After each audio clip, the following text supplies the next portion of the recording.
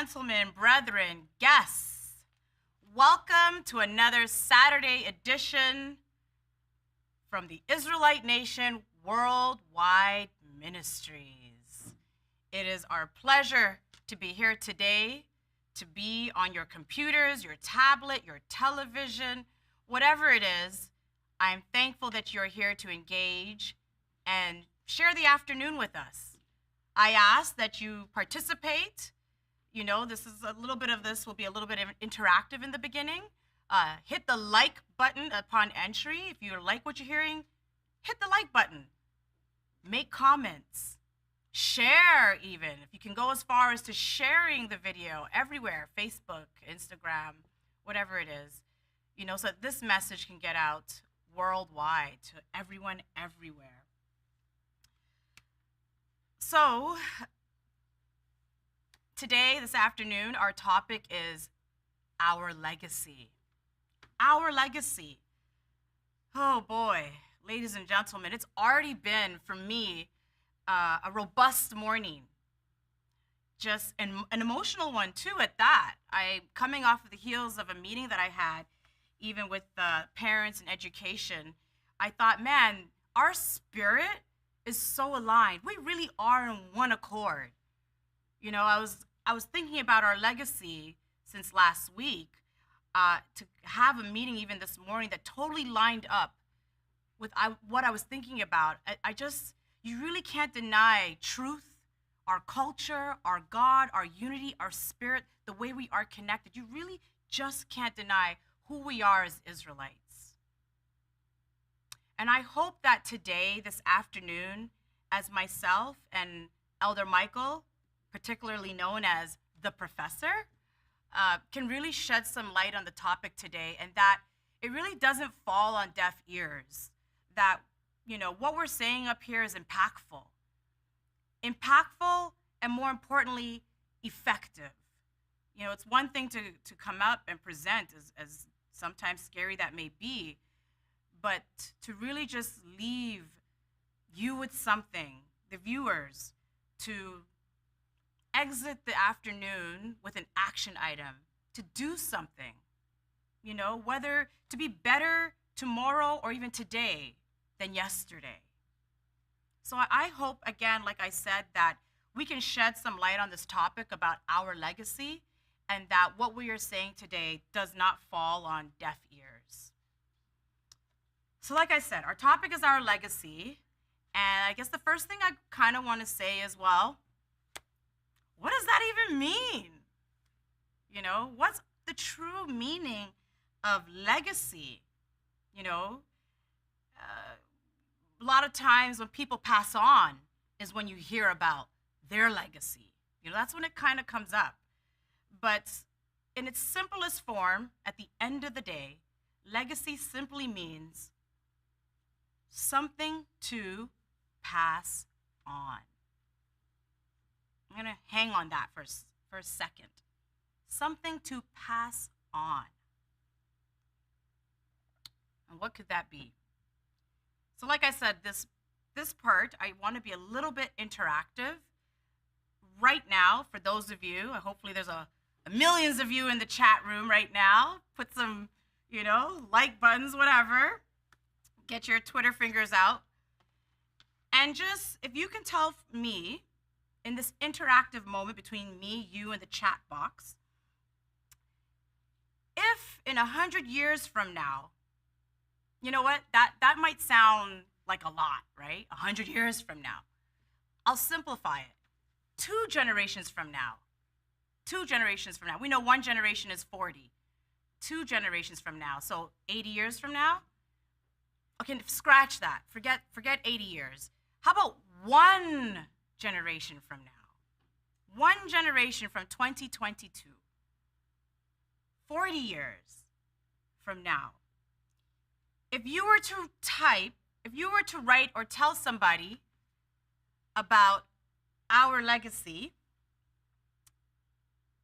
and please write it in the chat box, because I'm going to ask if Elder Brian, or is it Abby? I don't know. You can read at least 2 or 3 of them.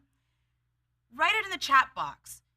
If the 1 generation from now, 40 years from now, if they were to look at our website, open up a time capsule, because the website is probably going to be a time capsule. YouTube will probably be a time capsule if it still exists, one generation from now. And I'm not actually, let me pause the button on Israelite Nation.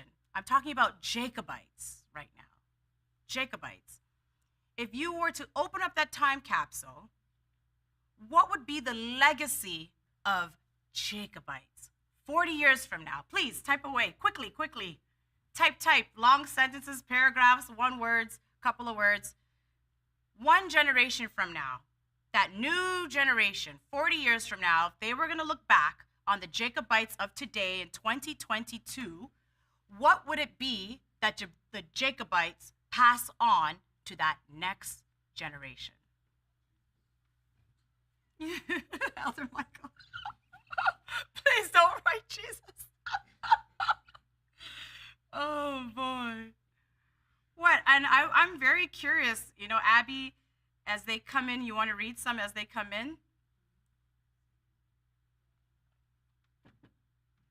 I'll give you a few seconds. Yes. Oh, okay. Oh, thank you for that. So yeah, because, we are a colorful people, given all kind of gifts and talents. And I'm just curious, even if, let's say, Jacobites looking back on our generation, what would they see was passed on to them? But I'm also curious, if someone else wants to type in the chat box, from another nation's perspective of Jacobites. What would other nations think Jacobites passed on to that one generation from now? So, any yet so far, Abby? Nothing. A comment says, our Jacobite community of today in 2022 would pass nothing on to the Jacobites or the next generation 40 years from now. Yeah, go ahead. The lie, okay. The lie? The lack of knowledge. Okay, you guys are really smart. Man, too smart for me. How about I put it this way? So Jacobites today, this is factual, right? Jacobites today, we're in music, we're acting, we're writing, we're doing things. Jacobites are out there. They are in the world doing things. If the next generation from now looks back, what would they take away?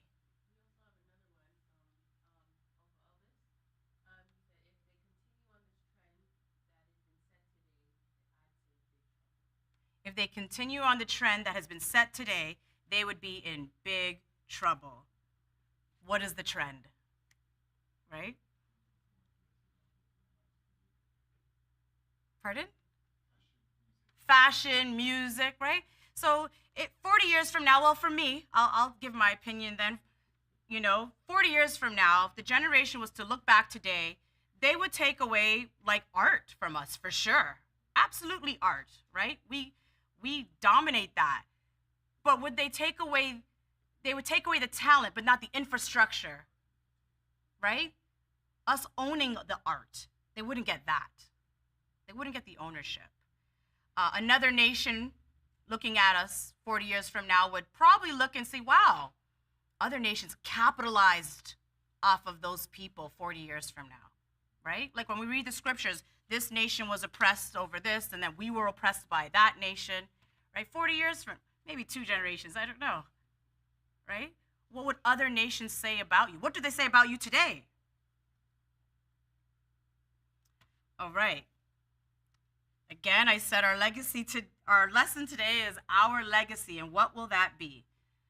Now, as Israelite Nation Worldwide Ministries, 40 years from now, our own descendants, one generation from now. I started out at 100 years, then I went to 2 generations.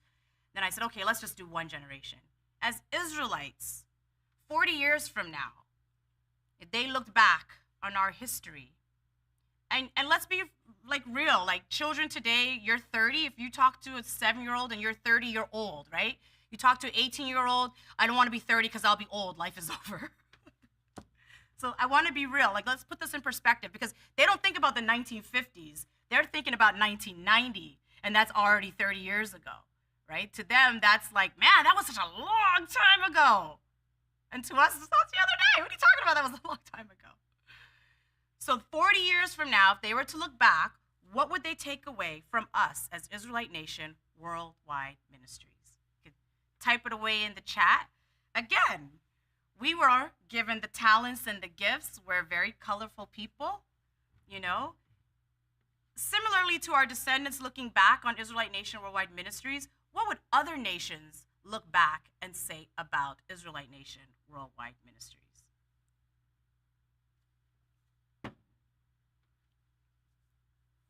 You know, you can read them as they come in.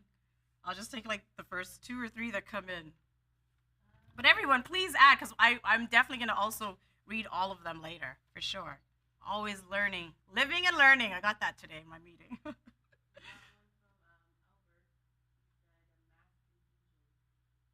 What? That must have been for the previous question.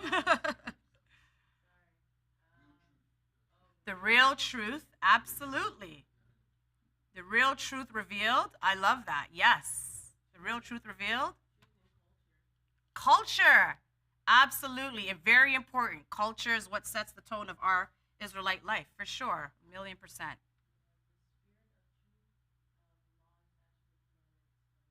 I love it. You know, you guys are too smart for me. Very smart. This is all up here, man. High-level stuff, man. High-level stuff. I'm thinking 40 years from now, maybe the 22-year-old 40 years from now, I don't know if they're going to be thinking, you know, high-level stuff. They're just going to see what's in front of them, right? Because we know the generations repeat. So when they look around, I'm praying 40 years from now, they could see, hopefully in that lifetime, a temple, right? They can see infrastructure. They can see ownership. They see the anthem, our flag, the foundation that was laid, right? The blood, sweat, and tears that has gone into building, even in this generation.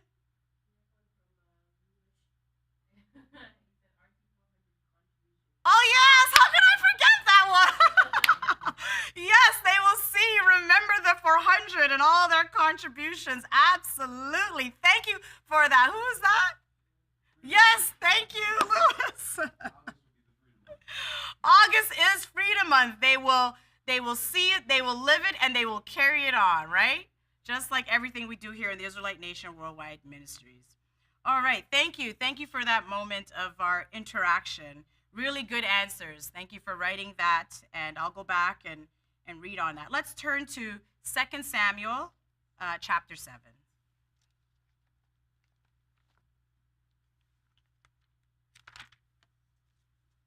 Oh boy. Okay, like I said, everything always aligns. Everything is just in alignment. Like, you know, when things are in alignment, it's like you got to be shaking and moving. Like, no, this is, as Israelites, we don't believe in coincidences, right? Everything happens for a reason. And I got to act on this. I can't sit still. You know, it was said last night, you know, in the lesson last night.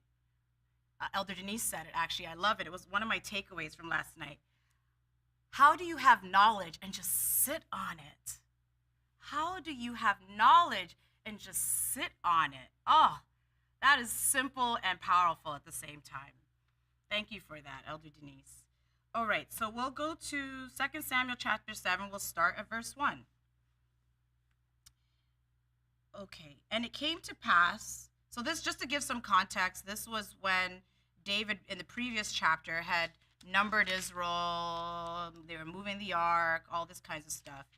And now here is David and Nathan, and they're going to have a conversation.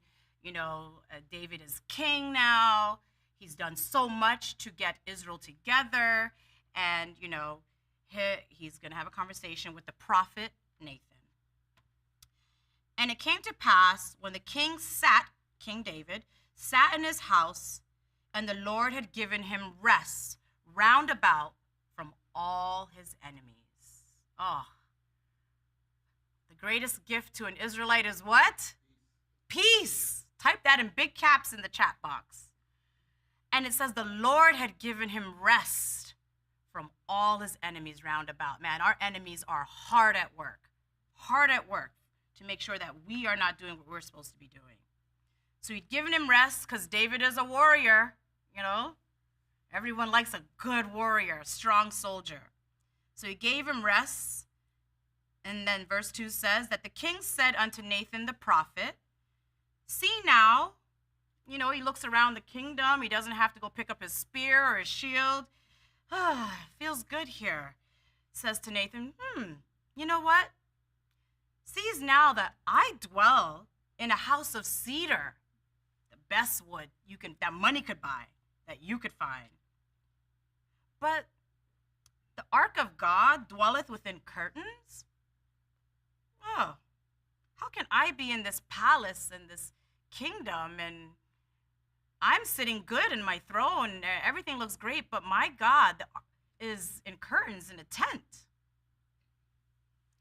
And Nathan said to the king, go, do all that is in thine heart, for the Lord is with thee. David, you might be onto something there. You know, a great idea, do it. I'm sure the God of Israel is going to bless that. You know, you talk to your brethren, great idea, pray and ask for blessings upon it, right? Same idea there. And it came to pass, that night they both went to bed, that the word of the Lord came unto Nathan, saying, go, tell my servant David, thus saith the Lord, shalt thou build me a house for me to dwell in? Whereas I have not dwelt in any house since the time that I brought up the children of Israel out of Egypt. That is waterworks. That is a teary, emotional moment. Like, just the way the God of Israel goes into, really? Build me a house? I have not been in a house since I brought these people out of Egypt, from the time of Moses. From the time of Moses and everything we've been through, the 40 years in the wilderness, the time that Moses went up and got the laws and brought it back down. From the time we left the wilderness and went into the promised land, that land flowing with milk and honey.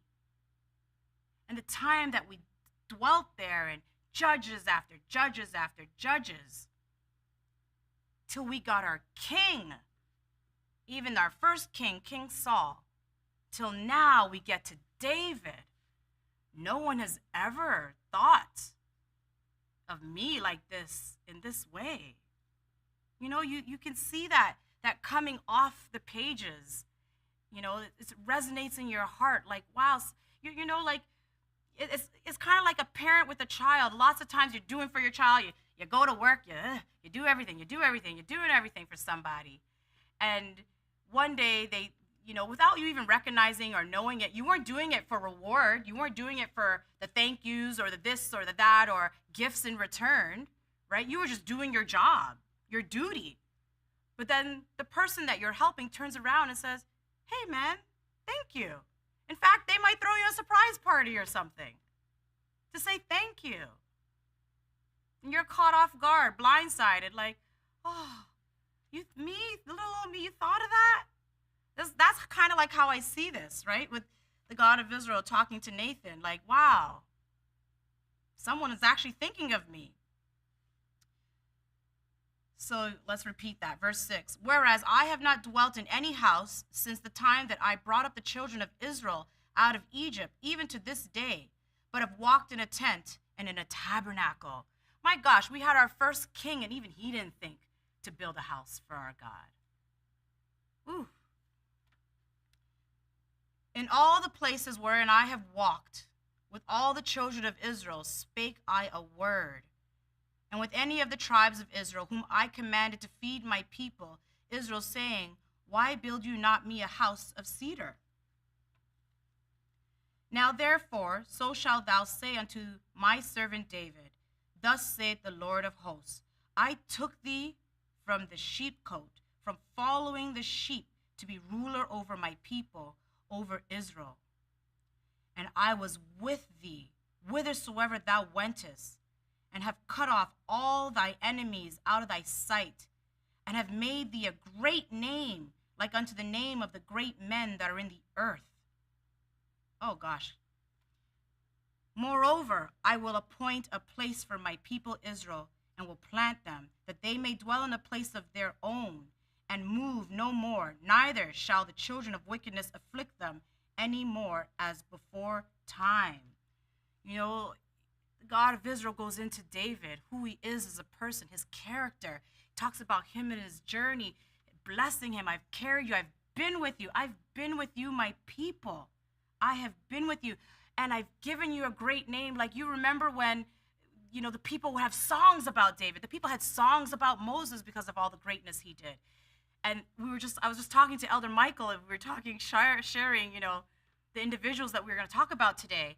And even that, right, Elder Michael, what you said, that David being young, prevailing against all odds.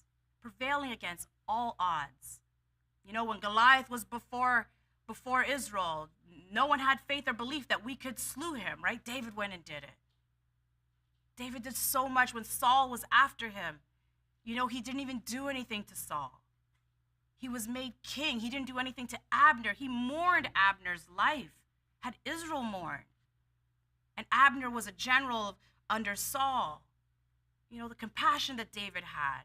David, even as he was being chased by Saul, was in the enemy's camp. Like, come on. Had our enemies fighting against our enemies. Like, brilliant. David prevailed against all odds.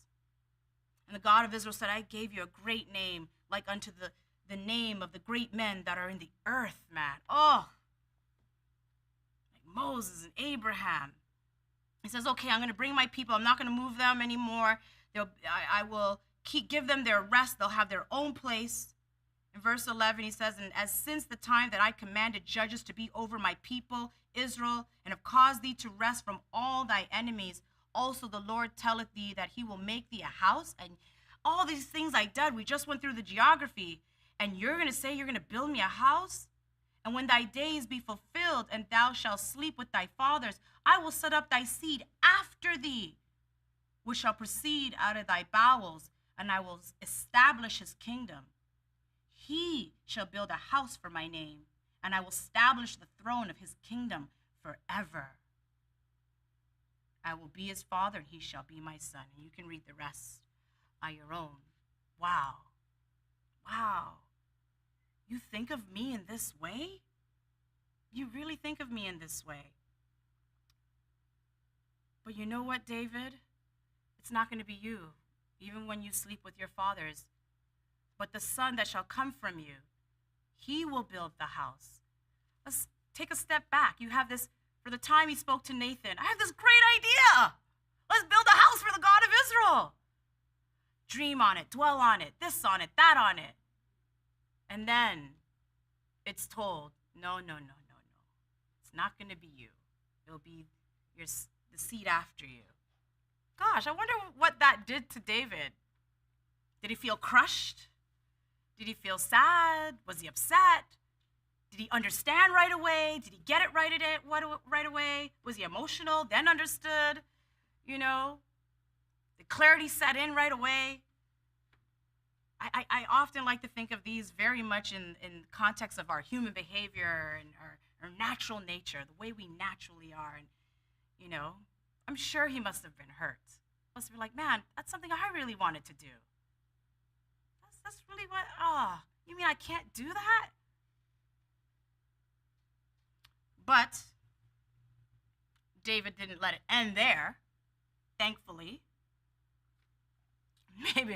Maybe David knew more about us, than we know of ourselves, right? He went on to do more. He knew he couldn't build it, but it didn't stop him. Let's turn to 1 Chronicles Chapter 22. Oh, man. A lot of scriptures. Time runs out quickly up here. Okay. 1 Chronicles Chapter 22. Then David said, this is the house of the Lord God, and this is the altar of the burnt offering for Israel. Oh, this was the numbering. Right before was the numbering, like I said earlier. And David commanded to gather together the strangers that were in the land of Israel, and he set masons to hew wrought stones to build the house of God. And David prepared iron in abundance for the nails, for the doors of the gates, and for the joinings, and the brass in abundance without weight. Also cedar trees in abundance. For the Zodians and they of Tyre brought much cedar wood to David. What was David doing? He was told not to build the house. But it didn't stop him. The no wasn't his disobedience. It didn't stop him from doing what? Preparing, planning, preparing. Foresight, right? I could imagine all along the way from that point that he had Solomon and, the children growing up. He had a bunch of children watching. What is daddy doing? What's he doing? He talked about it in his conversations with his peers, his advisors, with the priests, with all of Israel even, right? I got to get this from here. Did we get that from Tyre? Did we get this from them? Okay, how much? We need more? Do we need more? Who's going to draw the blueprint, right? Verse 5. And David said, Solomon, my son, is young and tender. Parents, right? I don't know about this one. Let me just set him up. Let me set him up. And the house that is to be built for the Lord must be exceeding magnifical. Exceeding magnifical. Sounds like an Elder Michael word. Exceeding magnifical. Gosh, magnificent is already great, but exceeding magnifical? Beyond your eyes can imagine. The house of the God of Israel has to be what your imagination can't even fathom. When you look at it, you're just in awe. Right? Magnifical. It will be glorious. It will be of fame and of glory throughout all countries of the earth. And I will therefore now make preparation for it. So David prepared abundantly before his death. Oh. And David said to Solomon, part of the preparation, you gather, you commit yourself to the work, and then you give the charge, right? Then he called for Solomon his son and charged him to build a house for the Lord God of Israel. And David said to Solomon, my son, as for me, it was in my mind to build a house unto the name of the Lord my God. But the word of the Lord came to me, saying, thou hast shed blood abundantly, and hast made great wars. Thou shalt not build a house unto my name, because thou hast shed much blood upon the earth in my sight. Behold, a son shall be born to thee, who shall be a man of rest, and I will give him rest from all his enemies round about, for his name shall be Solomon, and I will give peace and quietness unto Israel in his days. He shall build a house for my name, and he shall be my son, and I will be his father. And I will establish the throne of his kingdom over Israel forever. Now, my son, the Lord be with thee, and prosper thou, and build the house of the Lord that thy God, as he has said of thee. Only the Lord give thee wisdom and understanding, and give thee charge concerning Israel, that thou mayest keep it the law of the Lord thy God. Oh my goodness. I'm going to keep going. One more verse. Then shalt thou prosper, if thou takest heed to fulfill the statutes and the judgments which the Lord charged Moses with concerning Israel, to be strong and of good courage, dread not, nor be dismayed. Oh, gosh. That's meaty. That is so good. It's so meaty and so good. The existence of David's life and everything he set out to do was for the legacy of Israel, the legacy of the name of our God, even the God of Abraham, the God of Isaac, and the God of Jacob. He stopped at nothing to make it happen. Nothing. in case my son doesn't get it, in case I'm going to prepare, I'm going to make sure there's nothing he has to do. It's just there for him when he's ready and able, it will happen. Told him, this is what has been passed on to me, Solomon, my son. You will reign in my stead. This is what you will do. I was given laws, statutes, and judgments from Moses. David went all the way back, the respecter of men, a respecter of our culture, a respecter of our God, and reminded Solomon of our legacy and what Moses had passed on to him, and now him, in turn, passing it on to Solomon to carry it out. Not only did David say this, but gosh, the God of Israel himself, this will be passed on to you. What a charge. What an energy. Oh man, I don't know if soon as Solomon heard that, if he started right away, like, oh, waste no time, I'm on it. Let's do it. Let's get it done. And here's the thing about David. He had it in his heart. The scriptures doesn't say how many years, that he had it in his heart before it was actually built. He had it in his heart. He passes. And David did not, he didn't walk in Solomon's porch. He wasn't at the gate of the temple on Sabbath or new moon. But he did this, his legacy, so that it will live on forever, for generations to come. For generations to come, our legacy, his vision, his feeling, his planning, his preparation, and everything being passed down. Whew. Let's see. Let's go back to 2 Samuel 7.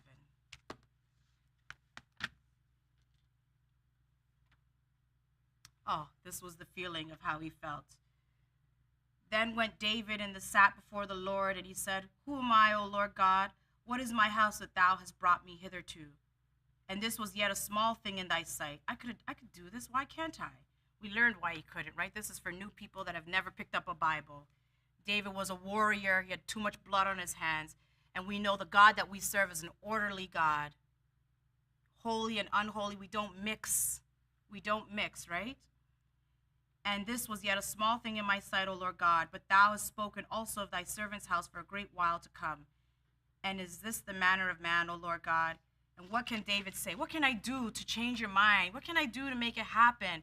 Tell me, Lord God, you know me. For thy word's sake and according to thy own heart hast thou done all these great things to make thy servant know them. Oh, man. I'm going to fast forward a bit. Oh, boy. And now, O Lord God, to 25, the word that thou hast spoken concerning thy servant and concerning his house, establish it forever, and do as thou hast said. And the temple was built. If you continue to read on, the temple is built by Solomon.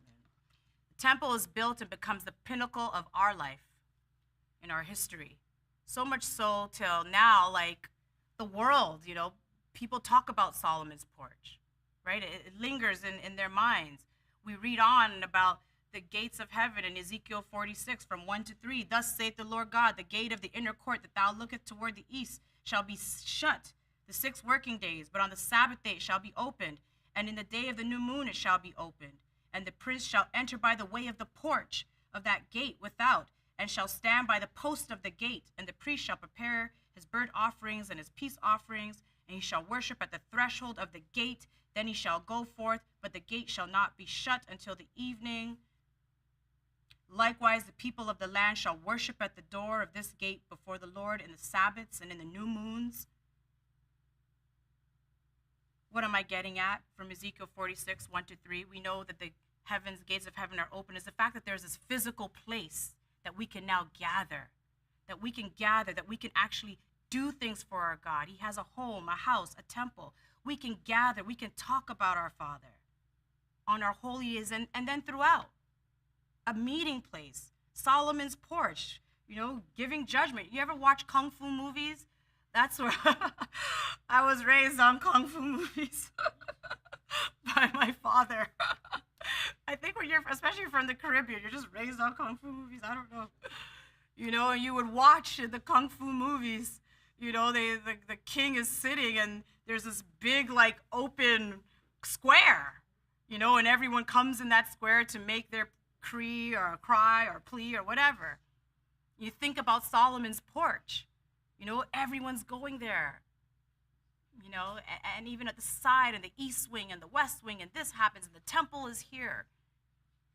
And then at Passover, everyone comes to this temple that was actually built. What if David didn't have that vision? We went through the geography and the chronological order of the timeline of all those people that lived before David, but it was David that said we need a house for the God of Israel. What if he didn't have that idea or that vision? He was told, no, you can't do it. No. Did he wallow and wither away and cry and walk away? No, instead he prepared. Okay, so since I can't do it, I'll figure it out. But it's going to get done. Regardless, it is going to get done. Whew. I mean, think about it. It is the very, you think about this, Jesus the Christ was at that temple.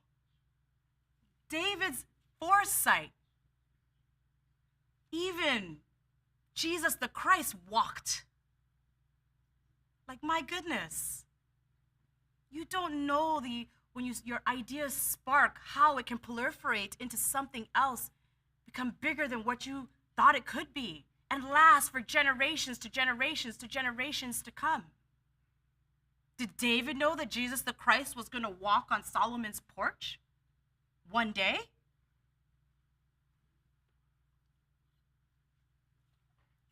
Whew. Vision, feeling, planning, preparation was all passed on to Solomon. So much more of our culture,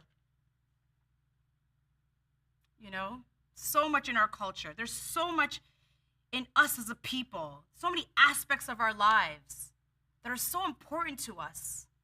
We need infrastructure. When I said the spirit is aligned, it just so happened, I hope I'm not putting our business out on Front Street.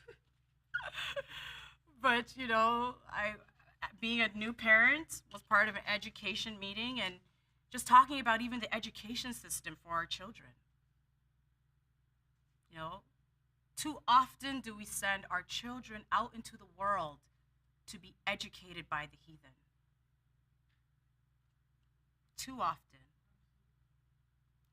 If we want to fortify our children and make them who they need to be, it needs to be a holistic approach. Holistic. It's going to take sacrifice, blood, sweat, tears, and real planning, real commitment, real dedication. We may not get to live and see one generation from now, 2 generations from now, but real fortified infrastructure. Forget what the naysayers. David had a vision. He did what he had to do to get it done. The belief was there. He did what he had to do to get it done. Because I'm telling you, in 2022, even at 3 years old, the world seeps in and they are impressionable. Whether it's visually, whether it's something they're being taught or told, whether it's in their social connections with their friends at school, our youth are in the world more than they are at the temple. But if we have a holistic infrastructure for our youth, with our curriculum, our teachers, the way we teach math from our history point of view, the way we teach English from our historical point of view, connect it all back to our history, we lay the foundation, just like, David laid in on Solomon the charge. We lay in the foundation in their hearts so that when they grow up to get older, they too can be like Solomon and carry out their charge of who we are and what we're meant to do and meant to be in this world. After all, we just did Isaiah 19 a couple weeks ago. How do we get to being 1/3 of the world? I talked about education. I mean, there's so many lessons that we've done here at this podium from all the priests. Just an idea and belief, blood, sweat, and tears, sacrifice, real planning behind it. Agriculture, farming, again, another part of a very important part of our lives as Israelites. Having a farm, an Israelite restaurant where you don't have to go in and be like, did you fry that with shrimp oil? Or is there mushroom in that? Or, I don't know, turkey? No, I don't eat turkey. Was pork on the grill before I got there? Was this fork, was this fork used by someone else to eat a big slab of pork? And now I'm using the fork to eat my steak. You have an Israelite restaurant, you don't have to worry about that. I know you got to make your money. I get it. Maybe you have that side for the heathen or that restaurant for the heathen and that one for Israelites only. I don't know. We're smart people. We can figure it out. But even I'm not trying to compare or whatever, but you look out there, we did this. We did this. You go out there, you see people have their halal and their this and their that. We can have our farm and kill our own lambs and grow chicken the way we want, so we don't have to be fearful and just eating turtle dove, eating hormones, GMOs. We can actually, grow and eat our own chicken. It's a lot. It's a huge undertaking. It's a lot to do. For weeks we've been up here talking about our temple, just even the way David had the vision of the temple. Our own elder has laid the foundation of our culture, has visions of a temple. And now here we are in 2022, basically a generation in. And this is what elder and the council at that time worked on and laid the foundation, all those by his side to get to where we are today. That's the legacy he's brought onto us to this day. What will we do to carry it forward? How will we build upon it? What are your ideas? You have ideas? I'll make this part interactive. You have ideas? Throw it in the chat. 1 word, 2 words, or paragraphs. I'd love to hear it. Abby's not there, but maybe Elder Brian, you could read 2 or 3 of it. You have ideas, throw it in the chat. I'm loving what we do with our Israelite clothing and our Israelite music. I love what we do. Our songs are powerful. Our feasts are amazing. Our culture is rich. And I guess what I'm tackling today, and I pray it doesn't fall on deaf ears, is that, how do we become less subjugated to the world, less subjected to the world? How do we fortify us in a community outside of our temple, in our homes, and this and that? How do we fortify our legacy? We're always with other nations, I get it. But it's time for us to flip the script a little bit. Let's change it up. We can do that. I believe we are powerful enough to do that. Absolutely.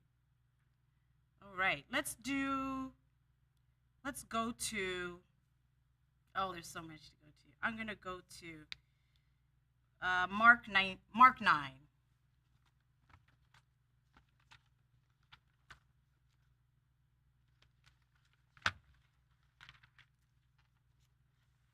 Mark 9. And let's see how we can do this. I'll start at Mark 9, verse 14. So Jesus the Christ, he's here on earth amongst our people, our forefathers, with the disciples, doing all sorts of healing and manner of things to get the lost sheep of Israel back to the house of Israel. And this is what he says at this point in time. Verse 14, chapter 9. And when he, Jesus the Christ, came to his disciples, the apostles, he saw a great multitude about them. Well, there's a lot of people around the apostles, right? and the scribes questioning with them. And straightway all the people, when they beheld him, were greatly amazed, and running to him saluted him. And he asked the scribes, What question ye with them? And one of the multitude answered and said, Master, I have brought unto thee my son, which has a dumb spirit. And wheresoever he taketh him, he teareth him, and he foameth, and he gnasheth with his teeth, and pineth away. And I spake to thy disciples that they should cast him out, and they could not. Cast him out, and they could not. So here is this man who has a father who has a son, and he's with the disciples, and he's saying, man, he has just even the fact that they understood that the son had a dumb spirit, like that is so lost today. Now it's mental health. They drug you up, pills, like it's a real, I don't want to laugh at it, it's a real thing. There's a whole business behind this, we know, and people go to school, I get it, go do what you need to do, and you learn all these wonderful terminologies, and you say all these wonderful theories of what this is when you see this condition, but this is a dumb spirit, and the father understood it. Simple as that, right? Parents today, oh my gosh, I don't know what happened to Johnny. And they take him to the doctor and this and that. Right, meanwhile, exactly, he's possessed. Verse 19. He answereth him, and this wasn't the scripture I wanted to read, but we'll go through it. Answereth him and saith, O faithless generation, how long shall I be with you? How long shall I suffer you? Bring him unto me. Oh, Jesus the Christ. That doesn't sound like a nice Jesus the Christ to me. I thought he was of love and does everything for everybody. Oh, faithless. How long have I been with you guys? What do you mean? You don't believe? And when they brought him unto him, and when he saw him, straightway the spirit tear him, and he fell on the ground and wallowed foaming. Oh my goodness, can you imagine the sight of that? And everybody, what the heck is happening there? You ever see something strange as you're walking on the sidewalk? What the heck? And you start to run? And he asked his father, how long, and Jesus the Christ says to the father, how long is it ago since this came to him? How long has he been like this? And he said, since he was a child. And oftentimes it has cast him into the fire. And oh my gosh, this dumb spirit wanted all kinds of things, into the fire, into the waters. He wants to try to kill him, destroy him. I tell you, the enemy's always trying to destroy us, whether it's physical or spiritual. But if thou canst do anything, have compassion on us, if you can just help us. Then Jesus said unto him, we know this is Jesus the Christ, if thou can believe, all things are possible to him that believeth. If you just believe that anything can be possible. Let's just sit on that. And the father cried out because it's emotionally, he's probably all like, just can you help us? Probably took him here and there and everywhere, took him to the Obia man, took him to the doctor, took him everywhere to figure this out, brought him to the disciples to figure it out. They couldn't get him out. I heard you could do great things. And probably his doubt set in, and Jesus the Christ realigns him. No. If you believe, anything is possible. And right away the father says, I believe. The father of the child cried out, I said I believe, with tears, emotion. I believe, please help, even help me with my own unbelief. Oh, that is so real. And when Jesus saw that the people came running together, he rebuked the foul spirit, saying unto him, Thou dumb and deaf spirit, I charge thee, come out of him and enter into him no more. And the spirit cried and rent him sore and came out of him, and he was as one dead. Insomuch that many said, so everybody's watching, come out of it and go back into him no more. And everybody comes out, the spirit comes out, poof, and the child lays. And everybody's looking like, is that supposed to happen? What did he do? Is the child dead? But Jesus took him by the hand and lifted him up, and he arose. And when he was come into the house, his disciples asked him privately, Why could we not cast him out? And he said unto them, This can come forth by nothing but by prayer and fasting. Yeah, this is a really serious situation. A very serious situation. And I wanted to highlight this scripture because of belief. Because of belief. Attached to the Father was his child, in his heart and in his soul. Even forgive me for my unbelief. Help me even with that. But I want this to happen. He was charged straightway. And then he says to the disciples, why couldn't we do it? Because this one needed fasting and prayer. Sometimes you have an idea or a vision. Things are going to happen. You're going to run into stumbling blocks. You are, without a doubt, in 2022, without a doubt, you're going to run into stumbling blocks. But you know why? Because we are not living this holistic Israelite lifestyle. We are subject into the world. We answer to someone else's clock from 9 to 5 or 7 to 7 or whatever to whatever, unless you own your own business or you're sending your children to be taught by the heathen. But if we come together on whatever aspect of our nation and let the ideas flow, have vision, plan, and if it takes you there, fasting and praying with the most incredible, awesome God that we have, how can it not be done? After all, we just read that the God of Israel said he was with David everywhere he went and gave him a great name. So we know David didn't do this on his own. David recognized he didn't do this on his own. And because of that, he was abundantly blessed. Abundantly blessed. I'll do another one. It's a famous one. Let's go to Matthew. How much time we have? Matthew 14. These are my oldies but goodies. Oldies but goodies. Matthew chapter 14, we'll start at verse 24. Okay, no, we'll start at verse,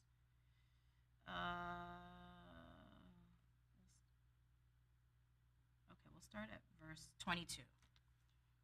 So here, this is Jesus the Christ. He fed the thousands of people, and they're sitting and they were eaten. And then Jesus the Christ says in verse 22, and straightway Jesus constrained his disciples to get into a ship and to go before him unto the other side, while he sent the multitudes away.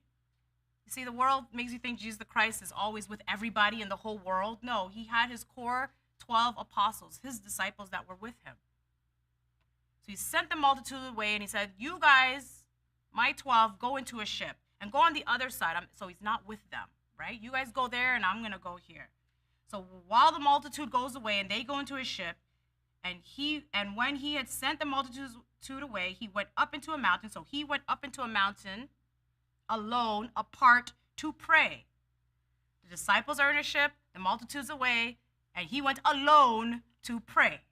Yes, alone. I have to, do the separation, hand gesture. Separation, right? By himself. Sometimes you put it on any of those news channels, and they put it on the Vatican, and there's that, he's opened the window. There's the Pope, opened the window in front of everybody, and, ooh. But here's Jesus the Christ. He goes away alone to pray in private. 24, but the ship was now in the midst of the sea, tossed with waves, for the wind was contrary. Oh, it's rough waters out there. A strong wind. You ever feel like you're walking in the wind and you think the wind is going to lift you up? Especially if you're slim. I was skinny all my life. I've got a lot of moments like that. Like, wait a minute, can I actually keep my foot on the ground? Oh, boy. So the ship is going to and fro. Who knows? Maybe the wind is going to lift up the ship. And in the fourth watch of the night, later in that night, Jesus went unto them, walking on the sea. Walking on the sea. Walking on the water. And when the disciples saw him walking on the sea, they were troubled, saying, look at our people, look at our people. Is it a spirit? Is that a ghost I see in the water? Let me wait. What's happening out there? And they cried out of fear. You know, it wasn't a, oh God, here I am, here, oh my goodness. Oh my gosh, what's that I see? But straightway Jesus spake unto them, saying, be of good cheer. Oh, come on, stop the silliness. Stop, it's me. It is I, be not afraid. And Peter answered him and said, Lord, if it be thou, bid me to come unto thee unto the water. Wow, it's you? Can I come to you? Let me come to where you are. And Jesus the Christ says, come. And when Peter was come down out of the ship, he walked on the water to go to Jesus the Christ. But when he saw the wind, boisterous, that's a rough wind, man, he was afraid and began to sink. And when he started to sink, he cried, Lord, save me. Oh my gosh, I'm going to die. And immediately Jesus stretched forth his hand and caught him and said unto him, O thou of little faith, wherefore did thou doubt? And when they were come into the ship, the wind ceased. And they that were in the ship came and worshipped him. Whew. Wow. Right? The glory. Peter says, you know, that rough waters, they still went into the ship. Rough waters were happening, so you were experiencing the wind already. They see Jesus the Christ coming on water, and Peter goes out to him. And the minute the wind twisted this way or twisted him that way, what happened? Everything started to decrease in him. You know, where he had his spirit on high. I'm coming. I have this great idea. I'm coming. I'm going to do it. I got the vision. I got the plan. I'm going to do it. Yeah, this looks good on paper. How can anyone deny me? The bank is going to give me the biggest loan. We're going to come together. It's going to happen. Nothing can stop me. Peter, I'm coming to you, Jesus the Christ. I'm coming. And the wind shifted. And he started to sink. You have your plan. You start to put it into motion. Maybe the city says, oh, you don't got the right blueprint. You don't got the right zoning. Aha. You don't have the right zoning. This is a residential property. And you want to put a commercial property there. You got to get the right zoning. Do you stop? Do you cry? Do you sink? Do you wallow? Do you look at it? That's just a minor setback.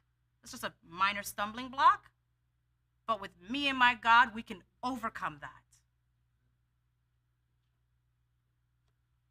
Oh, this is the kind of faith and belief that we even have to sometimes just see in ourselves so that your light can shine to everyone around you and even people on the workplace. When, you know, we walk into this world where they're always breaking us down and trying to put doubt in your mind, whether it be the elements of nature, whether it be what you see on the screens. Everything around us is working to put doubt, to seep doubt into who we are so that we can't feel empowered. Right? What's that poem? My greatest fear is not that I'm weak, right? It's just that I'm afraid to shine, let my light shine, basically. I know I'm great, but the minute you let your light shine and you start to listen to the naysayers or the doubt, that negativity seeps in somewhere. They're trying to plant that seed to have you not believe in your God, to not believe in even in yourself. Let us be like the mustard seed, man. Let that faith start somewhere with you. Latch on to someone else. Let it grow. Let it become bigger and bigger and bigger. Before you know it, we're not just one mountain, but we're 2 and 3. And we're building and building so that 40 years from now, one generation from now, that generation can look on and say, wow, look at what all my forefathers have passed unto us. From the time of Moses to the time of David to even the time of elder. Look what's been passed down unto us. Now, how do we take this and move it forward? We have all kinds of examples. Our forefather Abraham in Genesis 15, he had no children. He had all this wealth. All this wealth Abraham had. I guess I'm just going to give it to my servant Eliezer of Damascus, I guess. I don't know. And God Almighty back then says, no, Abraham, not so. I'm changing your name and look up at the stars of heaven. Look up at all the stars.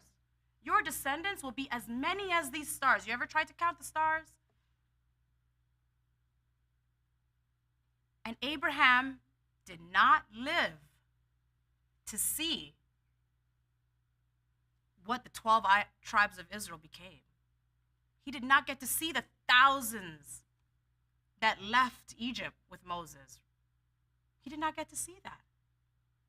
But because of his obedience and everything that he put into the God of Israel, generations after got to reap the reward based on his legacy. Legacy, your accomplishments, what you pass down physically, whatever it is you need to do to impact the next generation, I bid you do it and do it swiftly. Thank you. That is my time. I will now welcome our Elder Michael to the stage. Please put your hands together. Have a wonderful afternoon. Peace.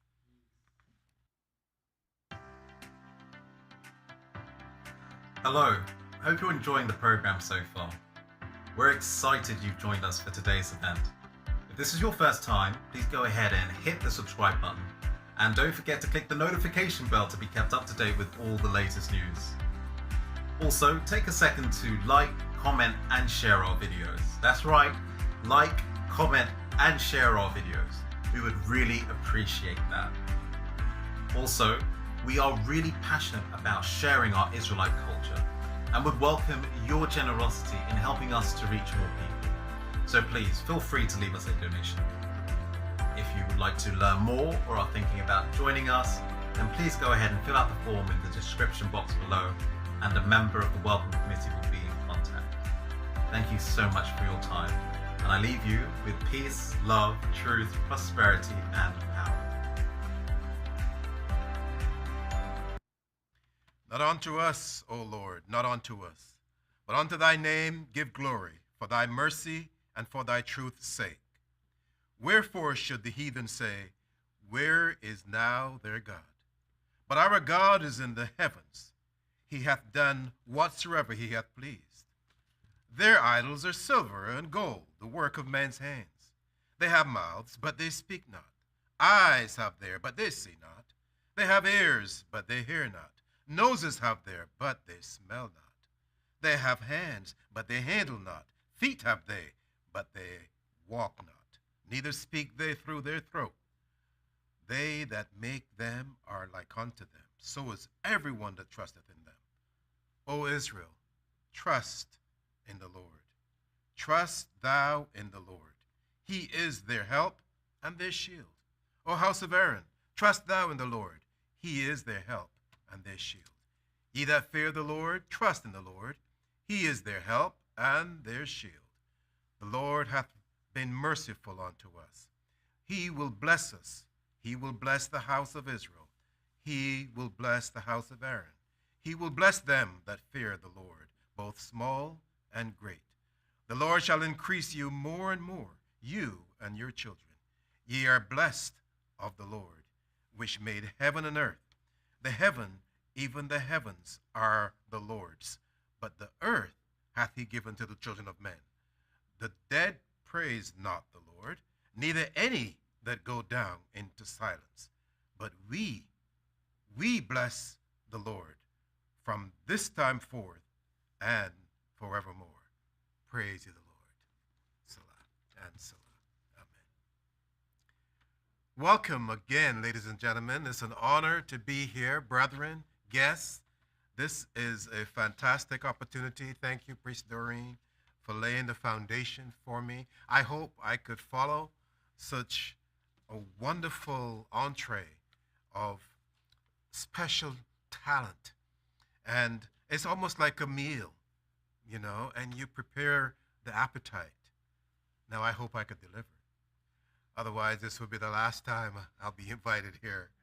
But nevertheless, thank you for all that you've done. Ladies and gentlemen, thank you for visiting. It is a wonderful opportunity, as I said, because we get to share with us some of the talent that is in this Israelite nation. And to let you know that we are privileged to be in this position, to glorify our Father. And speaking of legacy, in my opinion, my humble opinion, the greatest legacy is one of harmony, unity, whereby we could share that, not only with our congregation, but pass it on to the rest of the world, so that we can all try to use that as an objective, as a goal, where all humanity could come together. But how is that possible? That's the question that we need to ask. We need to look back and upward. Back at the beginning and upward to the one that created all things. This is the legacy that we, as an Israelite nation, will share with the world. The name of our Father, the God of Abraham, the God of Isaac, and the God of Jacob, and his Christ. This name, the God of Israel, and his Son, his only begotten Son, they are the ones that created the heavens and the earth. And it's under their name, it's under his name, I should say, that we can come together, not only as a people, but as a nation. And the world will be an entirely different place if we follow this legacy. This is why we are here today, because we received that legacy. We inherited it from Moses. It was passed down to our elder Shadrach. And this is where we give him thanks for his obedience, because he could have said, well, everybody's worshiping another God. I could go there.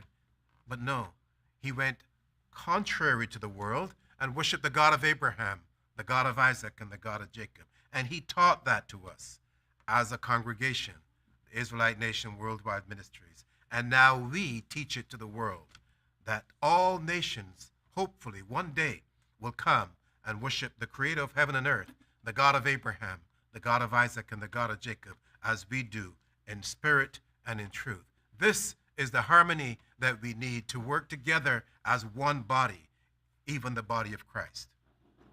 So with that then, keeping in mind the faith, the trust, the unity, or the harmony, together we can accomplish all things if we work together. Individually, we can only do so much, but together we can do a great deal. And that brings me to another concept of this subject matter of legacy.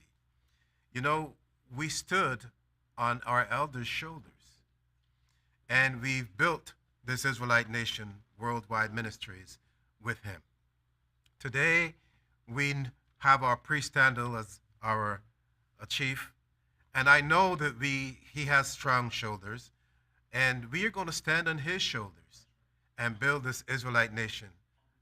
And when I say build it, I mean we're going to expand further to all of the four corners of the world. And this is fantastic. This is what I like about this Israelite nation, because we can offer our shoulders for other brethren to stand on and build.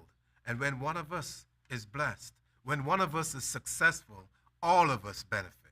That is the concept. That is the concept of the legacy that we want to pass on to the youth that are coming after us today. So, with that in mind, keeping in mind that we stand on the shoulders of others, let us see how we are going to unfold this mystery, if you will. Because it is more than just one man, this legacy. It is a group of people coming together, sharing the same understanding, the same awareness, under the concept of the same God and his Son, his only begotten Son, the Christ, to achieve. At least this discipline is manifested. at least the goal is understood and appreciated. Therefore, the only thing standing in our way then would be the effort that we each put forth to make this a reality. We've got the temple, as Priest Doreen has established. Now we need a dwelling. We need to bring the God of Abraham, the God of Isaac, and the God of Jacob into that temple. We need to prepare the temple now so that he will find it an attractive place, a resting place. This is what it was done earlier in the days of Solomon. This is what was done even before him in the days of Moses. Now we have to do the same thing. And this is why, this is a legacy that we want to pass on to the youth that will follow us. The example that I'm going to use today is Joseph. Joseph is an amazing young gentleman, and he did a lot of some formidable things that I find quite fascinating. The concept, again, is one of family based on the covenant that we have with the God of Abraham, the God of Isaac, and the God of Jacob. Let's call that our spiritual family. And then one of culture, our unique culture. And this is one of a physical family. So we have the spiritual family and we have the physical family. Keeping in mind that the spirit is almost 70%. So we have to give the spirit the ultimate attention. So let us take a look then at Joseph and see exactly what he did. He displayed three things that stand out in my mind. First is his humility. Second is his integrity. And the third thing is his wisdom. Humility, integrity, and wisdom. This is part of the legacy that we're talking about here today, because we inherited these three aspects, these three components, if you will, and we intend to pass it on to our youth, because David was the perfect example. He started when he was 17. As Priest Doreen indicated, legacy is about family, learning from our covenant and our culture so that we may enjoy the present and use that talent to build for the future. This is what it's all about. It's a three-step process. First, we receive, then we use, right, based on our understanding, and then we look to the future so that others can continue that pattern. And we're giving you all the tools. If it's not related to our covenant, don't touch it. If it's not related to our culture, don't touch it. Because we know what works for us. And anything that is cultural, Israelite culture, anything that is related to our covenant with the God of Abraham, the God of Isaac, and the God of Jacob, there's no way you can go wrong with those two components. And of course, the harmonization of those two bring you into the family. Without the family, we're all lost because we're just strangers on the street. When you have a family, you have your father's name. You know who your mother is. And you have brothers and sisters that you can relate to. If there's an issue, you can come together as one and have a discussion and then come to a consensus. This is why family is important. This is why culture is essential. And this is why it all has to be based on covenant. So those three components, those three precepts would be the essence, if you will, of our legacy that we would pass on to our. So we're not just telling you what we're sharing with you. We're telling you or sharing with you the components that to help to make you successful, that will help you to be a great leader in the future. And speaking of leadership, leadership comes first from humility, believe it or not. It comes from obedience. It comes from the concept of freedom. Only then can we have leadership. Those are the four components. Again, humility, obedience, freedom, and leadership. In other words, no stranger is allowed to teach you about yourself. Remember that. No stranger is allowed to teach you about yourself. And secondly, no stranger is allowed to dictate your behavior. I was telling some brethren about an incident that I had in the past. I got on a bus and I sat, there were only a few seats available. And I went to the back and I sat on one of the seats. But there was a guy sitting there and he had his backpack in the other seat. Now, this is a public bus. You only allowed one seat per person. So he was wrong to do that. But nevertheless, he saw me coming. I assumed he was going to move his backpack. But by the time I sat, he didn't remove it. So I sat on it. I didn't do it deliberately, but it just happened that way because he wasn't in tune with reality.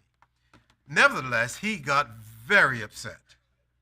And he started swearing at me, calling me names, and doing all of these crazy things that people that are angry would do, even threatened to kill me.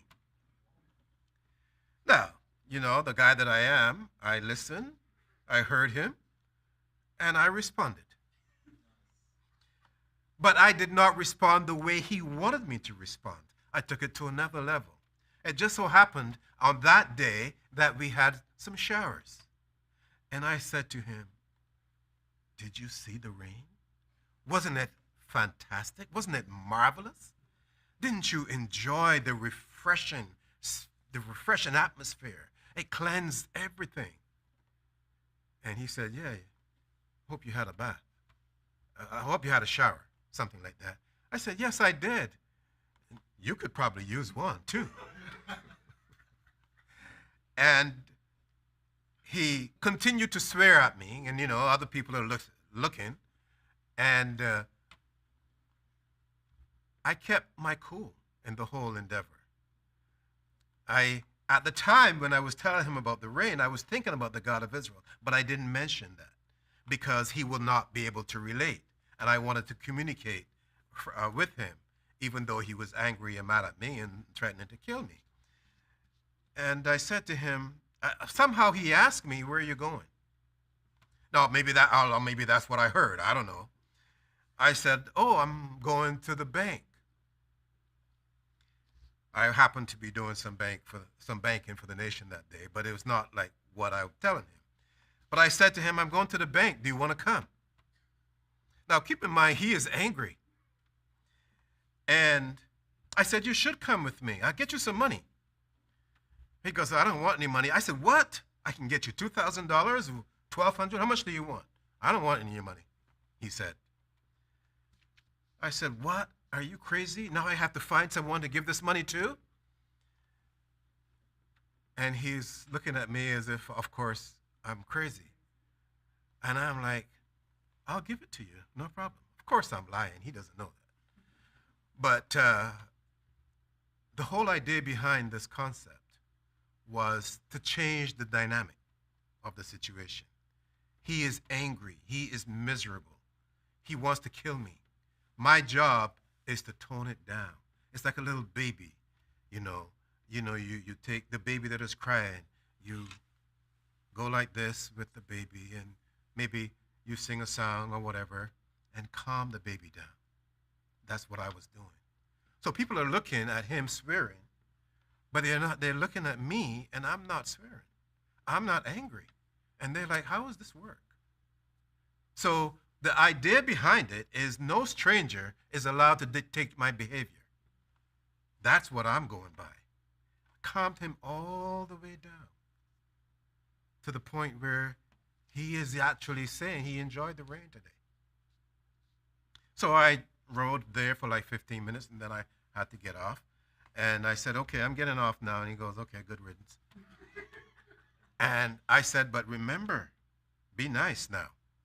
Remember what I taught you today. Be nice to your neighbors. Be pleasant. Don't be angry. Even in the face of adversity, be nice."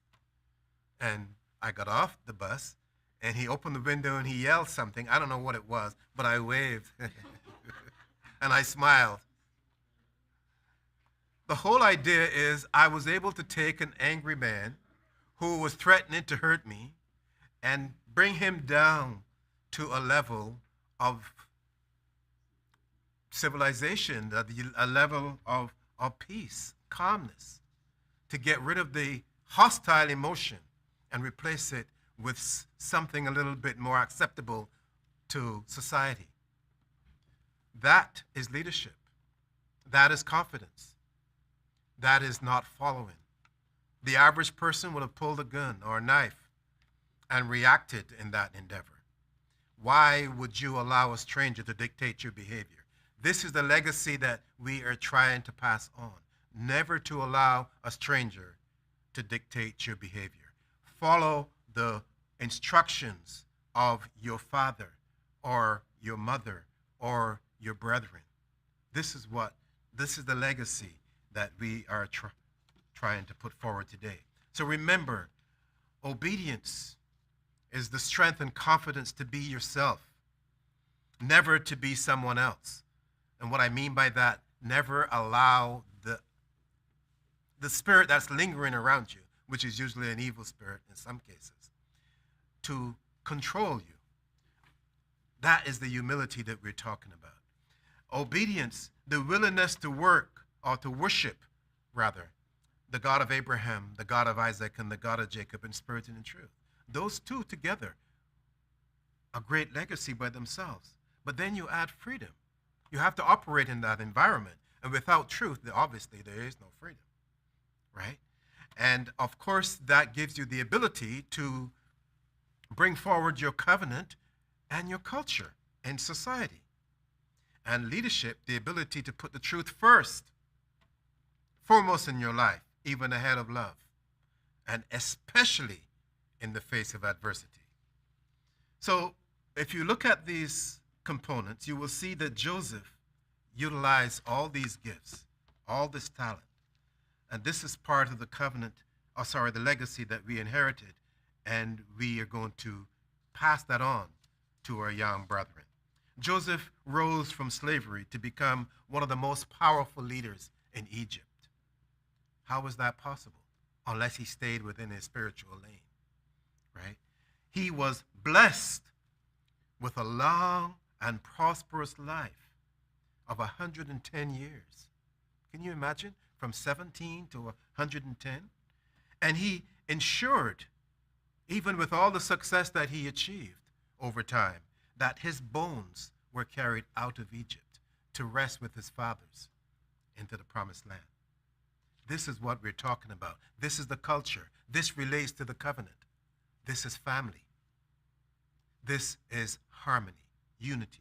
These are the components of that legacy of being an Israelite. First, we remember our God. We remember the covenant that we have with him.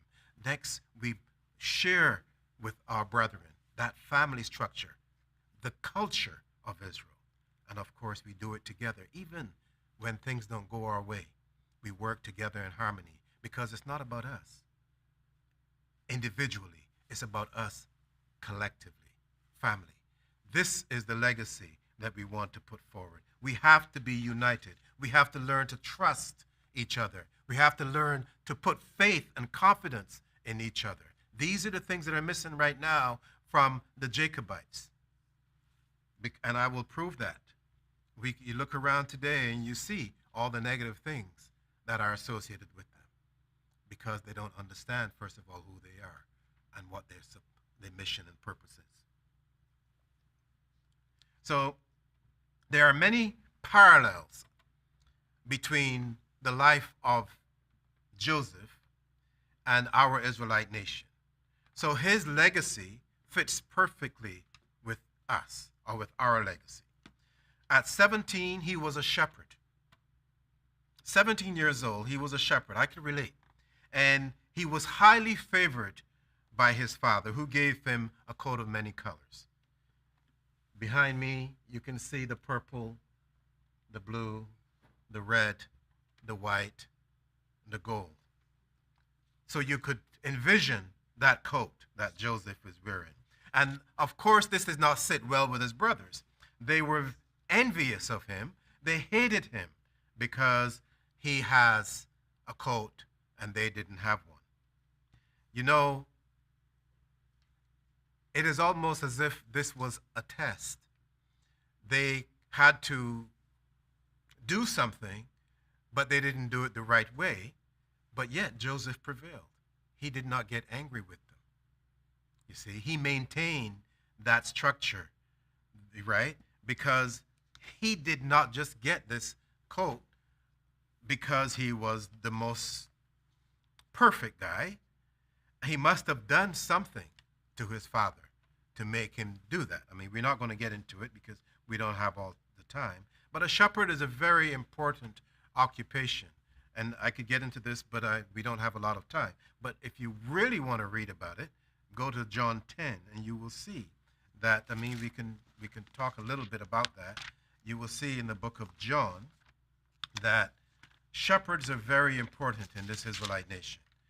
It says, "Verily, verily," John chapter 10, "I say unto you," this is Christ speaking, "he that entereth not by the door into the sheepfold, but climbeth up some other way, the same is a thief and a robber.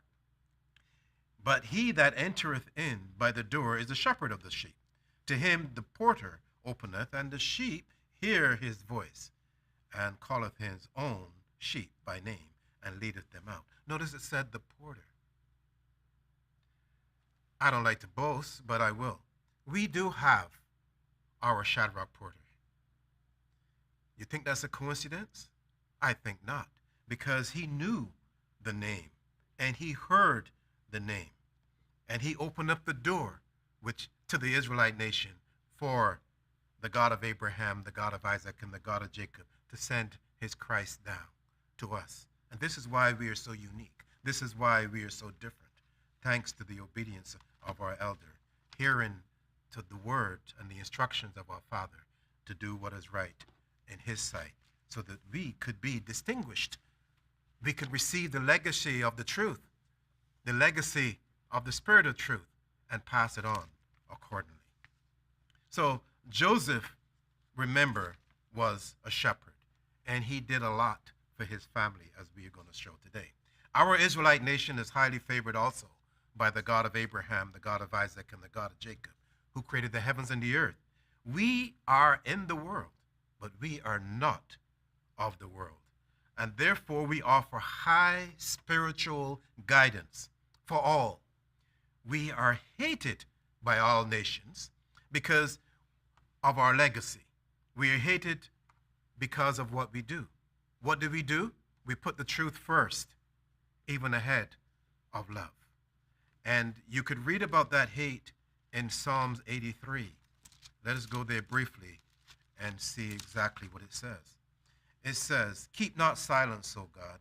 Hold not thy peace, and be not still, O God.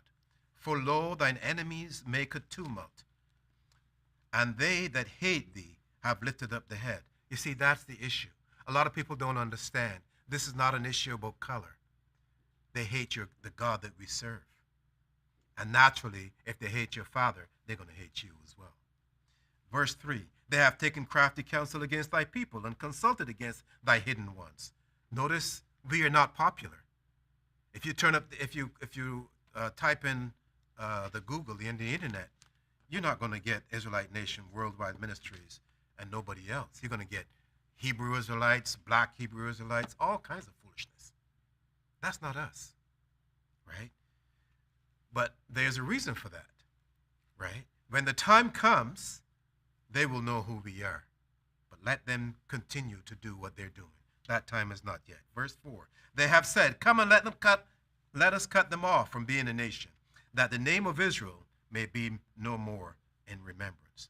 They want to hide the name from you. As a matter of fact, they're willing to give it to somebody else to abuse and misuse it. But that's on them. I'll say no more.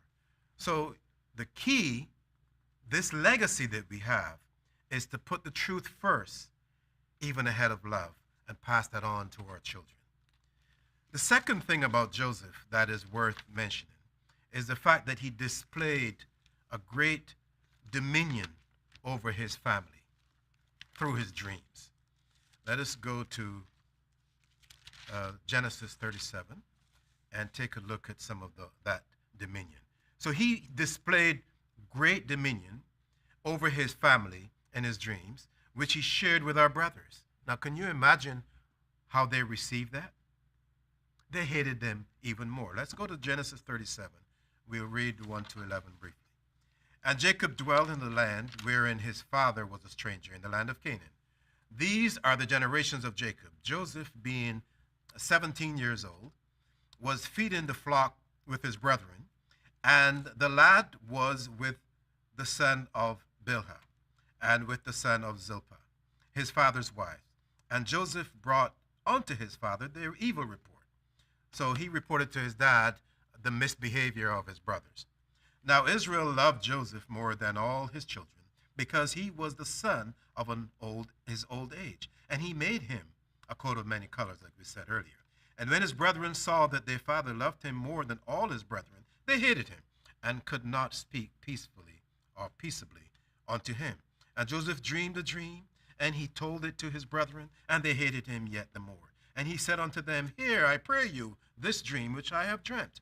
For behold, we were building sheaves in the field, and lo, my sheaf arose, and also stood upright, and behold, your sheaves stood round about, and made obeisance to my sheaf. And the brethren said to him, Shalt thou indeed reign over us? Shalt thou indeed have dominion over us? And they hated him yet the more for his dreams and for his words. You see, this was a moment to think and to try to appreciate the insight that was available to them. But they took it personally, in the sense they got emotional. And they didn't look at it from a they didn't look at it from a spiritual perspective. They looked at it from a physical perspective. And they put themselves first when they should have put the God of Israel first, and think he is revealing something of great significance that they can benefit from in the future. But they didn't look at it that way. In the same way that I could have looked at the guy who was threatening me in one way, but I took it to a whole different dimension and changed his output or his outlook. And it ended peacefully. So here's a situation where Joseph's brothers could have been different. Now, we know that our Jacobite brothers hate us so much that they refuse to serve our God. They chose instead to worship the gods of Christianity, the gods of Freemasonry, the gods of Islam, the gods of Judaism. They will tell you, and they call them by different names. I can't pronounce some of the names. There's Yahugabuka, Yabugabugabugabugiki, whatever, and I don't know these things of what they're trying to say, but that's on them. They cannot understand our holy scriptures. Hence, their behavior contrasts greatly with our obedience to the God of Abraham, the God of Isaac, and the God of Jacob, and the blessings that we received. Because the more we obey his word, the more he blessed us with his spirit of understanding. They follow the enemy, and they discard their father. They discard their God-given name for another name. And that's the biggest mistake, because there's nothing like an insult. If your father named you Michael, why would you say, I want to be called Yahuchabuka? You see, now you're not giving your father credit. You are putting yourself up there, above him. You see, and that is disgusting. That is not acceptable. Our legacy, then, is to lead and never to follow. No stranger, as I said earlier, is allowed to teach us about ourselves. Because once they do what others have done in ignorance, they're following rather than leading.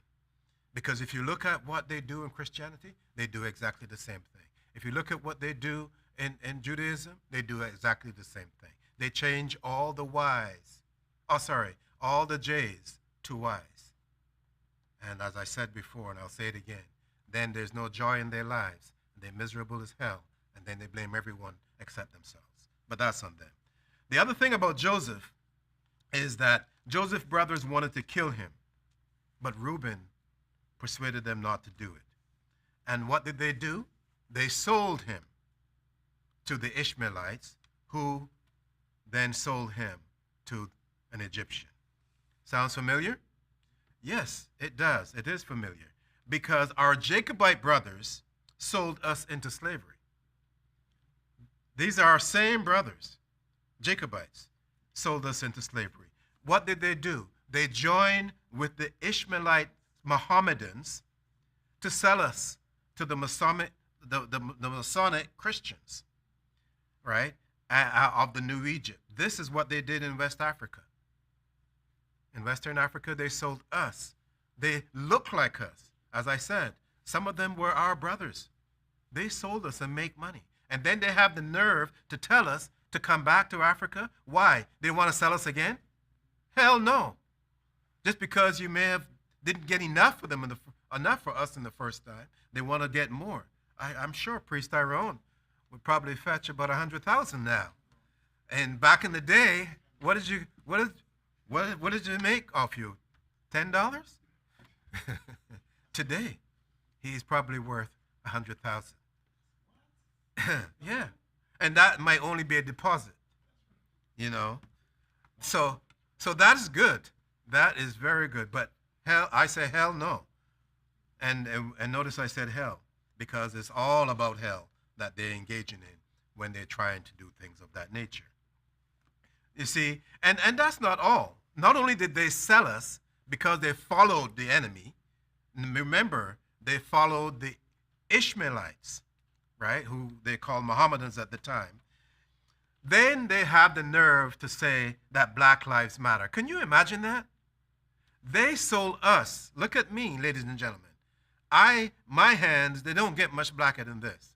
And then they're going to say Black Lives Matter? That is disgusting. So our legacy then is that hypocrisy don't matter. We must remember the 400 years of slavery for Black lives to matter. Black lives don't matter unless you remember the 400. And we don't believe in hypocrisy. And that's the message we want to send to the Jacobites. The other thing I want to mention about Joseph is that he was a faithful servant to the Egyptian Potiphar. Faithful, even though he lived a certain life of misery there, he was very faithful to his Egyptian ruler. And the God of Abraham, the God of Isaac, and the God of Jacob blessed him with great success. And Potiphar, who was the Egyptian master at the time, benefited greatly from Joseph's service, to the point where he entrusted Joseph with his entire household affairs. And that says a lot. Let's read that. Let's go to Genesis 39, and we read a little bit about that. We start at chapter 1. And Joseph was brought down to Egypt, and Potiphar, an officer of Pharaoh, captain of the guard, an Egyptian, bought him off the hands of the Ishmaelites. Now, this is what I'm talking about here. You see the similarities between Joseph and our Jacobites and ancestors back in the day, which had brought him down thither. Verse 2, and the Lord was with Joseph, and he was a prosperous man, and he was in the house of his master, the Egyptian. And his master saw that the Lord was with him, and that the Lord made all that he did to prosper in his hand. Now, imagine today, it's similar. They can see that there's something about us, because we can take a few lyrics and make $1 million out of it, because we make a rap song. Or we can run the mile in 10 seconds. 3 minutes? Okay, that was Priest Tyrone is saying 3 or 4 minutes, but 10 seconds is what I'm talking about. But anyway, all I'm saying here is the Lord is with us also. The only difference between Joseph and the Israelite nation, well, I'm not saying Israelite now, I should have said, and Jacobites, is that the Jacobites do not understand that the God of Israel is still watching them. He is still over them, and Joseph did, because the covenant is still valid today. Even though they don't understand it, they don't keep it as it should, it is still valid. So what they do Even though they have the talent, they could sing, they can run, they can dance. They do all the things that we can do. The only difference between the Jacobites and the Israelites is that we acknowledge the God of Abraham, the God of Isaac, and the God of Jacob. We give credit where credit is due with great pleasure. Continuing, verse 4 of chapter 39 of Genesis. And Joseph found grace in his sight, and he served him, and he made him overseer over his house, and all that he had he put into his hand. That is a great deal of respect that Potiphar, an Egyptian, is showing to an Israelite. At that time, they were called Hebrews. Verse 5, and it came to pass, now let me just back up a little bit. I said at that time they were called Hebrews. I'm not giving any favor to the Hebrew Israelites. They were called Hebrews by the Egyptians, strangers who did not understand anything. They did not know that Jacob was changed his name to Israel. That is a family matter. That a private family matter. The Egyptian would not know. Pharaoh would not know about that. So what are you saying when you call yourself a Hebrew Israelite? That you are stupid like the Egyptian? Is that what you're saying? You didn't know that the God of Israel, the God of Abraham, the God of Isaac, and the God of Jacob, who created the heaven and the earth, came down, met with Jacob, and surnamed him? What? You didn't know that? That is stupid. That is disrespectful. That is ignorant. But with all due respect, that's why we're here. We're here because we are here to shed light in your area of darkness so that you too could come home and serve the God of Abraham, the God of Isaac, and the God of Jacob. That you could remove that ignorance and replace it with wisdom and understanding. It is as simple as that. So now Joseph, getting back to him, has been made head of Potiphar's household. But that puts him in a good capacity, but it also puts his life in danger. We shall see. Let us continue. But Joseph remained faithful to the God of Abraham, the God of Isaac, and the God of Jacob. And the Egyptian, despite the fact that he was ruler over Jacob, he was blessed through Jacob. That's through Joseph. I keep saying Jacob. That's the same thing. Jacob is his father. So through Joseph, he was blessed. And Potiphar benefited greatly and entrusted his whole household. And we read that earlier. The point I'm making here is that we, as the children of Jacob, went through the similar situation. The entire U.S. economy, the entire economy of the United States of America benefited because of our effort. And not only the United States benefited from us, but the Gentile European trading partners with the United States, including Canada, including Britain, France, Spain, Holland, Germany, and Khazaria, they all benefited from our enslavement. They have established a slave-based economy. We did all the work, and they enjoyed all the profit. That's how it is today. So what Joseph did back in the day with Potiphar is now being repeated here today. And as we continue, you will see that this was extended to all Egypt. We have then the legacy that we are passing on with regards to this economic structure is that we have the talent. We've proven that over and over again. But we must learn to trust each other. We must learn to work together, right? We must learn to put a common goal as the objective and work together in harmony to achieve it. We cannot work individually. In other words, we have the talent. We will pass that on. What we have to learn, trust and faith in each other with a common goal. It is as simple as that. With that, we can win. Joseph was extremely handsome. We have a lot of handsome people here in this Israelite nation. All of us share some degree of good looks, okay? But We have to learn how to display humility and wisdom. That is where our focus must be. As young people, most young people are handsome, but we have to learn how to put humility and wisdom ahead of our physical characteristics.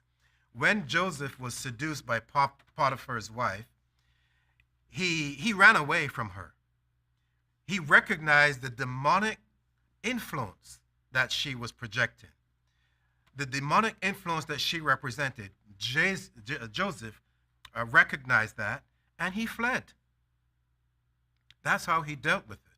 He didn't want to hurt her. He didn't want to disrespect his dad, his ruler, but so he wanted to protect himself. And yet, she falsely accused him. She falsely accused him, and he was cast into prison for a crime that he did not commit. Now, we can read that brief. Oh, we don't even have the time. If we can read it briefly from verse 7, it says, "And it came to pass after these things that his master's wife cast her eyes upon Joseph, and she said, lie with me. But he refused and said unto her, his master's wife, Behold, my master's wotteth not what is with me in the house, and he hath committed all that he hath to my hand. There is none greater in this house than I, neither hath he kept back anything from me but thee, because thou art his wife. How then can I do this great wickedness and sin against God?" And you can go on, you can read the rest of the story. Most of our youth, as I said earlier, are handsome. But do they have the ability to display wisdom? That's the legacy that we want to pass on today. When the Decepticons and the Cougars come, when they're activated and they attack you, you have to learn to defend yourself from the Decepticons and the Cougars. Most youth will focus on their physical and not their spiritual, right? Even though the spiritual, as I said earlier, is about 70%, most people want to make sure their hair is done and their face looks good. Our legacy with regards to this is we must hear and obey, because we cannot see the Father and live. So don't focus on the physical. You can't see the Father. You could hear his voice, but you could never see him. So put your effort and all your energy on the wisdom of your spiritual life, not your physical life. Let us build on our wisdom and integrity and not our physique. That's the legacy that we want to pass on. We must show the world what they cannot see. They can see us, but if we show them what they can't see, show them that we have wisdom, right? That, I think, would help. As slaves, we suffer daily for crimes that we didn't commit. Yes, so this is nothing new what Joseph went through. Even so, we have to remember that we have a purpose. We are not just here because we look good. We're here to show the world how they can be good, even like we are. So we cannot allow the enemy to dictate our behavior. I don't care if they're Decepticons or if they're Cougars. We have to stand for our principle.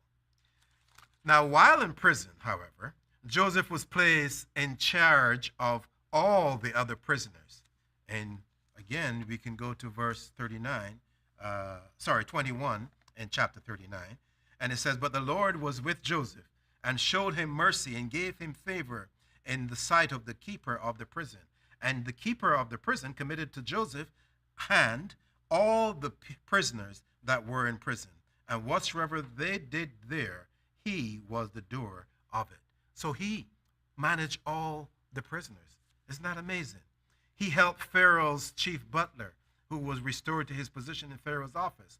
Also, Pharaoh had two dreams, and the butler remembered Joseph and his special skills while he was in prison. Pharaoh then requested help from Joseph, and he was able to interpret his dreams, and Pharaoh was so impressed that he helped him to become prime minister, or he put him in that position, I should say. So we see that in the face of adversity, there's always hope. There's always an opportunity to rise up if we apply the spiritual component first. We have to understand that covenant relationship. We have to appreciate the culture that we have. We have to focus on the harmony of the family. These three things will give us the opportunity to succeed. This then would be the legacy that we want to pass on, as we stated earlier. We build a foundation for the wealth and power of the world today. We have made that very clear over and over. We were the first stock. Remember this. We were the first stock to be traded on Wall Street. We were the ones that were the first to be traded on Wall Street. What is our legacy then in this regard? Our legacy is our gift is highly spiritual. Highly spiritual. Let us learn to use it effectively. Remember the Negro spirituals, for example, right? Where we came to the New Egypt and we sang the praises of our God. We sang our culture. We sang the precepts of the covenant. This is how we were so committed and dedicated. We couldn't bring a Bible with us, but we had the concept of the covenant in our spirit, and we glorified the God of Israel in the process. Remember these things. These are the tools of our prosperity. We don't get to be prosperous like the rest of the world by whom we know and by making deals. We get to be prosperous if we serve our God. Let him bring the people to us so that they can show us the path that we need to take. But we have to glorify him first. We have to make contact with him so that he can provide an opportunity for us to walk the straight and narrow path. The other thing about Joseph that is so terrific is that Joseph, well, before I go to that, let me just say that Joseph was made the head of state of governor, call it what it is, of Egypt. And remember, this was a man who was incarcerated for a crime that he did not commit, right? So, but he was made the head of state of Egypt to administer plans to make Egypt a very powerful nation and a very wealthy nation. Had it not been for Joseph, Egypt would have been a total failure. But Pharaoh granted him citizenship. How did he do it? Pharaoh gave him an Egyptian name, and he also gave him an Egyptian wife. So it is almost like he is saying, now you are an Egyptian. But Joseph did not allow that to go to his head. Joseph did not allow that to blind his vision. Joseph used that as an opportunity to glorify his God and to help, even though he helped to make Egypt rich and powerful, he used the gifts that were given to him to bless the God of Abraham, the God of Isaac, and the God of Jacob. Now, consider Egypt today, since 2019. Today, Egypt is suffering in many regards, especially economically. They have a decline in their economics. They have been battling social confusion that are all related to that. This is an opportunity for our youth to prepare to lead, because Egypt today needs good leadership. They might have two people that are battling. I don't want to call any names, but you know what I'm talking about. Just turn on the alphabet people, ABC, NBC, CNN. They'll tell you what the deal is. But the entire world is in need of assistance today. Our legacy then with regards to this is create the environment for your dreams. In other words, prepare yourself spiritually so that when you have your dreams and visions, you would be prepared to build. Use them as an opportunity to build, because you're going to dream anyway. And if you're going to dream, you might as well allow the God of Israel to direct your path through your dreams and your visions. You do that by remembering the covenant. You do that by remembering the culture, our Israelite culture. And you do that by remembering the family, the harmony that has been created the environment that has been created that is so positive and constructive that allows you to excel in a spiritual environment. This is why we say that without your family, we are nothing. Without the culture, we are nothing. And of course, without the covenant, the overarching principle and precepts that we need that will be the driving force to our success, obviously, will be nothing.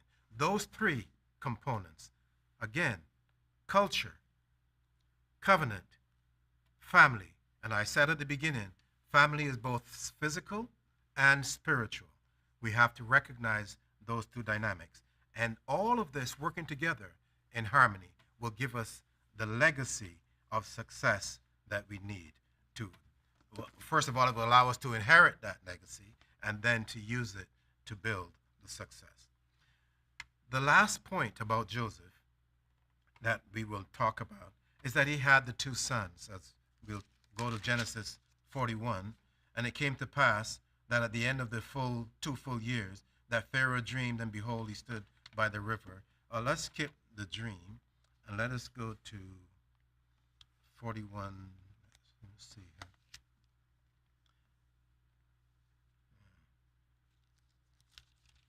I think we're not going to have time to read that, so we're just going to, well, since I started it, let's go to verse 50.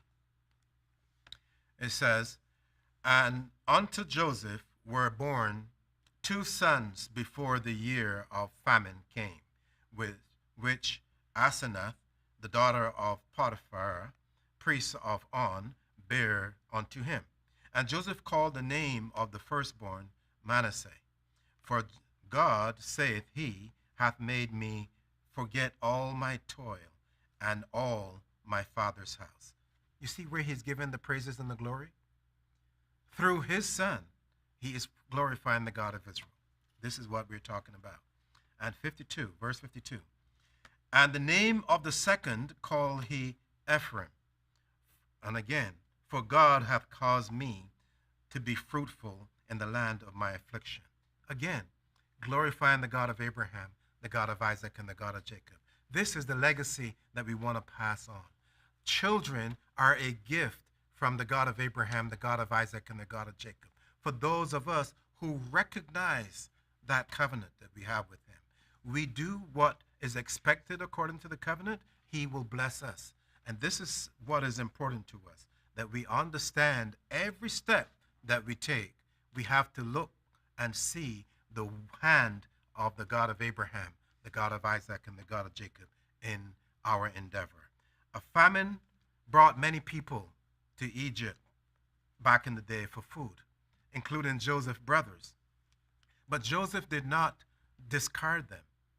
First of all, he recognized them, but he kept it a secret. He didn't reveal his identity. Then, because he wanted to test them out and test the behavior and see what they're. So after testing in various ways, he made himself known unto him. Of course, it was a very emotional situation for Joseph. But the most important thing, Joseph forgave his brothers, and he persuaded them to even settle in Egypt after their father, with their father Jacob. And he showed compassion and love for his family. Keep in mind that when he was 17, they all wanted to kill him. But Joseph did not call that, he did not use that as an opportunity to oppose them. He used that as a privilege to embrace them, to show them how they could be like him or even better than him. And this is what I'm talking about. Do not allow strangers to dictate your behavior. No one should teach you about yourself. No stranger should teach you about yourself. You, as an Israelite, we have an opportunity to glorify the God of Israel based on the covenant that he made with us. We have an opportunity and a privilege to embrace the culture that he has made, that we have inherited, I should say, through his gratitude to us. And by harmonizing, by uniting, by putting our trust and our faith and our confidence in his word, we could embrace the concept of family. As I said earlier, not only spiritual family, serving the God of Abraham, the God of Isaac, and the God of Jacob as our father, but also physical family our blood mother and father, and the brothers and sisters that we have been blessed with. Once we embrace all of them, we will fulfill the mandate of the Israelite Nation Worldwide Ministries of coming together to glorify our God for all that he is doing, and in the process being a success on this earth and sharing that success with each other so that others can see and want to inquire about our God. And with that, I thank you for visiting. I thank you for the opportunity to share with you the legacy. The legacy is put truth first, peace, and harmony. Thank you for taking the time.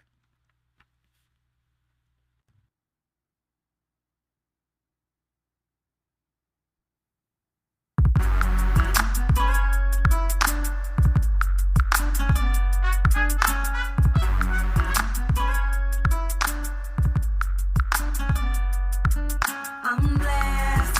If you don't believe that I'm blessed, take a look at me and see I'm blessed. I praise the Most High. I serve till I die. No word of a lie. I'm blessed.